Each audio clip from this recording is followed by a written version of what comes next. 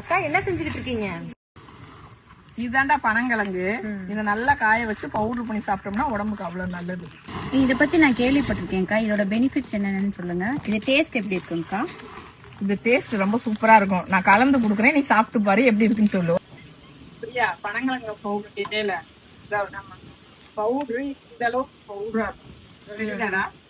இதுல ஒரு ஸ்பூனு, இதுல ஒரு ஸ்பூன், 1.5 ஸ்பூன் கூட போட்டலாம். சரியா? கொதிக்கிற தண்ணி,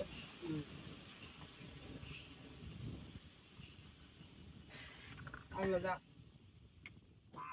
பனங்கிழங்கு சாப்பிடறதுனால நம்ம வயசை குறைக்கலாம், இளமையா இருக்கலாம், சுறுசுறுப்பா இருக்கலாம். இப்ப அவங்களுக்கு 40 வயசுன்னு வச்சுக்கோங்க, ஒரு 30 வயசுக்காரவங்களுக்கான தெம்பு தைரியம் இருக்கும். முழங்கால் வலி, இந்த வயசானா வலிக்குதுன்னு சொல்றது, பொம்பளை பிள்ளைகளுக்கு இடுப்பு வலி, நீர்க்கட்டி, அது இல்லாம சுகருக்கு ஏகப்பட்ட விஷயம் இதுல நல்ல விஷயம் இருக்கு.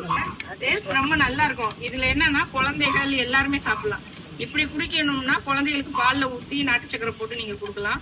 அப்படி இல்லைன்னா தோசை, இட்லி, சப்பாத்தி எதுக்குனாலும் இதுல ஒரு 2 ஸ்பூன் போட்டு குழந்தைகளுக்கு கலந்து நீங்க குடுத்துடலாம். நல்லா இருக்கு.